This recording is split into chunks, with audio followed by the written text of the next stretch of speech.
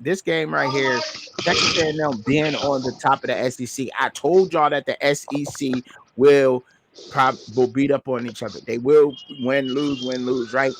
There's other teams like Ole Miss, like who else is right there? Missouri, like the teams that are right there at the top but are not quite Yeah, there. LSU, LSU. they Yeah. need South Carolina to beat Texas A&M.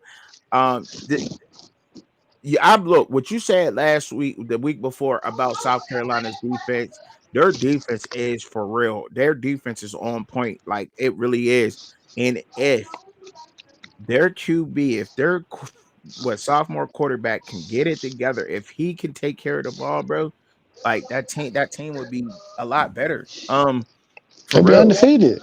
They be Yeah, undefeated. like that defense is real, and I do think that Texas A&M they pose they're good, man. Texas A&M is good. They did lose to Notre Dame. They should be undefeated right now, but this that South Carolina defense is different, and they're at home, bro.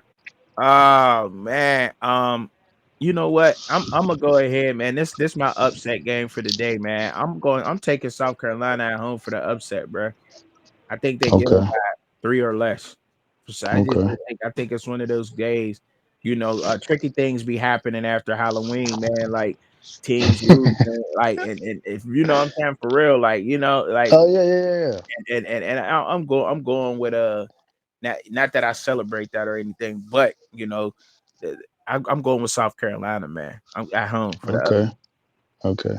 I'm on the road A&M, man. I'm actually impressed with what they've been able to do. Like I said, I know some familiarity there because their head coach he helped recruit a lot of the players that are on the team. yeah, They were already brought in, at least from a defensive approach, not necessarily offense, because he was primarily a defensive coordinator.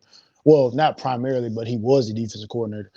But I'm just impressed at how Texas A&M is playing. It's still a crap ton of talent over there. I know we had a discussion, a very spirited discussion, I must say, prior to the season in reference to Texas A&M and their defensive line. yeah. And my whole thing was, hey, I don't want to hear anything about a defensive line being good based off high school rankings. I need to actually see it in game.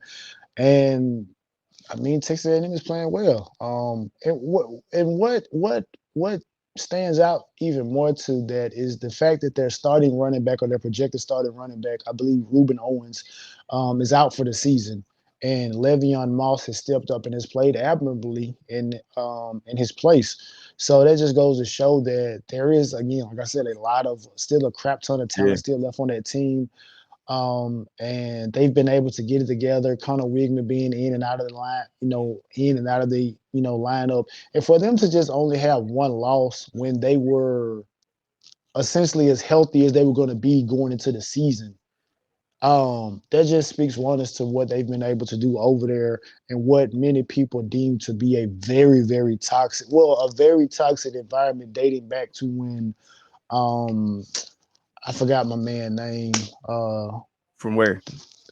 He was the black head coach for Texas A&M before Jimbo took over. Oh, okay, yeah, you Um, asked the wrong yeah, person. his yeah. But anyway, it's been a toxic environment over there since then, so it doesn't look very toxic now. But like I said, I'm gonna take A&M. I know South Carolina defense is it is it's so good, man. Like It is. they're so really good. Like I really feel like obviously if they had an offense, then they would hands down, in my opinion, be the best team in the SEC right now, but they just don't. Their quarterback situation is just going to be an issue. Yeah. But I'm gonna take Texas A&M in that game. All right. You got some props?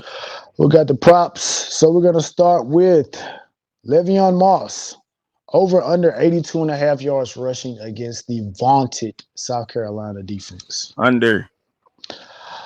I'm with you. I'm gonna go under on that.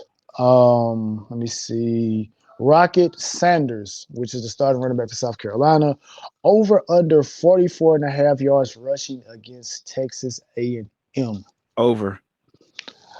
I'm going to take the over as well. I do believe they're probably going to stack the box, but I do think Rocket is going to be able to get his.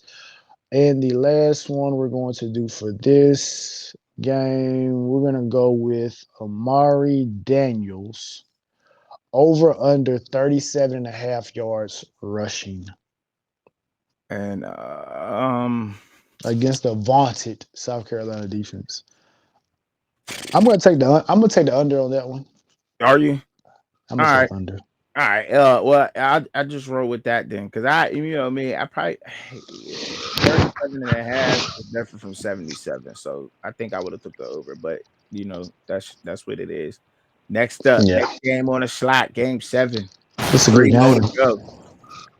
It's a good Louis game.